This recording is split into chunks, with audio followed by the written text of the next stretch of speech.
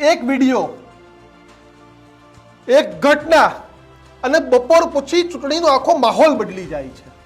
વાત છે વાવ વિધાનસભાની પેટા ચૂંટણીની. સ્વરૂપજી ઠાકોર બે હાથ લઈ અને ગુલાબસિંહને રામ રામ કરવા જાય છે અને ગુલાબસિંહ હાથ જોડી દે છે. ત્યારબાદ વોર શરૂ થાય છે સોશિયલ મીડિયામાં. નમસ્કાર, હું છું દીક્ષિત ઠકરાર અને આપ જોઈ રહ્યા છો ગુજરાતનો ગર્જનાદ ન્યૂઝ રૂમ. છેલ્લા ઘણા બધા સમયથી વાવ વિધાનસભાની ચૂંટણીની વાત થતી હતી. ગેનીબેન ઠાકોર સમુદાયને રીઝવવા માટે, મત દેવા માટે પ્રયાસો કરી રહ્યા હતા, કારણ કે આ વખતે ઉમેદવાર રાજપૂત સમાજમાંથી આવતા હતા. ડે 1 થી તમામ મીડિયા કહે છે ભારતીય જનતા પાર્ટી આ બેઠક પર ઠાકોરવાદ ચલાવવા માંગતી હતી, તે ચલાવ્યો પણ ખરા. ભાજપના નેતા અલ્પેશ ઠાકોર હોય, લવિંગજી ઠાકોર હોય કે બીજા કોઈ નેતા, આ તમામ નેતાઓએ એક જ મુદ્દે પ્રચાર કર્યો, જે મુદ્દો હતો ઠાકોરવાદનો.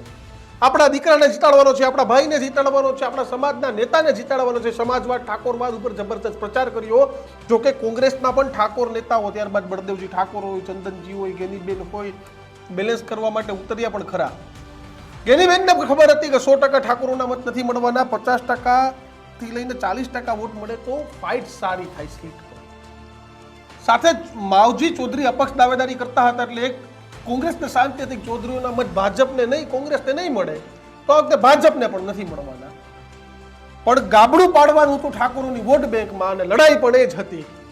પરંતુ એક વિડીયો, આમાં તમે ગુલાબસિંહની ભૂલ ગણો, કદાચ ઇલેક્શનનો કોન્ફિડન્સ ગણો, ઓવર કોન્ફિડન્સ ગણો, કાંઈ પણ ગણો, હવે મતદાન પૂરું થઈ ગયું છે.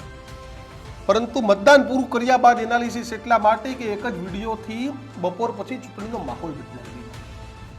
જ્યાં સુધી વિડીયો નતો આવતો ત્યાં સુધી ઠાકોર સમુદાયના લોકો પણ ગુલાબસિંહ રાજપૂતની તરફેણમાં ગુલાબસિંહ રાજપૂત માટે કોમેન્ટો મારતા હતા. ગેનીબેનને લઈને કે ભાઈ ગેનીબેનની સાથે ગુલાબસિંહ ઊભા હતા અને ગેનીબેનને મુખ્યમંત્રી બનાવવા માટેની ચૂંટણી છે.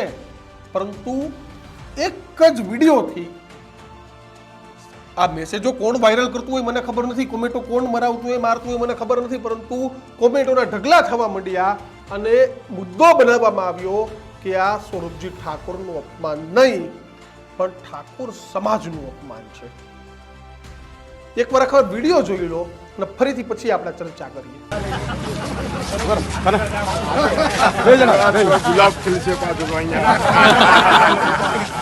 કોંગ્રેસની હેટ્રિક વાગવાની છે.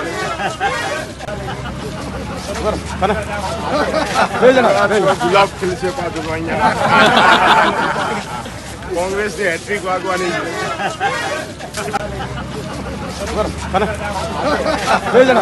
ગુલાબ ખીલશે પાછું કોંગ્રેસની હેટ્રિક વાગવાની છે. તો વિડીયોમાં સ્વરૂપજી પહોંચે છે, રામ રામ કરવા જાય છે અને ગુલાબસિંહ બે હાથ જોડીને કહેતા જાય છે કે હેટ્રિક લાગશે અને ગુલાબ ખીલશે, ગુલાબસિંહ જીતશે. એટલે પહેલી દ્રષ્ટિએ કોઈ પણ વ્યક્તિને ગુલાબસિંહ રાજપૂતનો ઓવર કોન્ફિડન્સ દેખાય, અને ઓવર કોન્ફિડન્સ ઇઝ મોટી ભૂલ. કારણ કે આ પ્રકારનો એટીટ્યુડ ઘણી વખત તમને ભારે પડી શકે છે, અને પડ્યો પણ ખરા.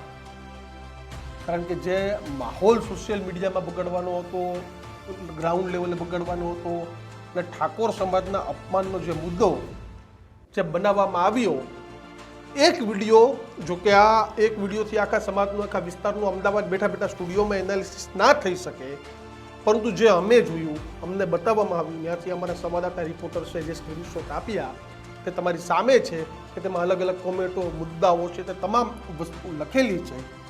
અને ઠાકોર સમાજના અપમાનનો મુદ્દો છે તે ભાજપ દ્વારા બનાવવામાં આવ્યો. ઠાકોર સમાજના પણ ઘણા બધા એવા ભાજપ સમર્થિત લોકો હતા, તેના દ્વારા મુદ્દો બનાવવામાં આવ્યો. ત્યારે સમગ્ર વિડીયો જોઈને તમારું શું માનવું છે કે આ એક વિડીયો એ ભાજપ માટે ફાયદો અને ગુલાબસિંહ માટે ભૂલ સાબિત થશે? કારણ કે ટફ ફાઇટથી 2-5 હજારની હાર જીત હતી. હવે કદાચ આ વિડીયોથી 2-5 હજાર મત ફરી જાય તો શું સ્થિતિ થાય? અને હાલ આ વિડીયો છે તે જબરજસ્ત રીતે વાયરલ છે, તે થઈ રહ્યો છે.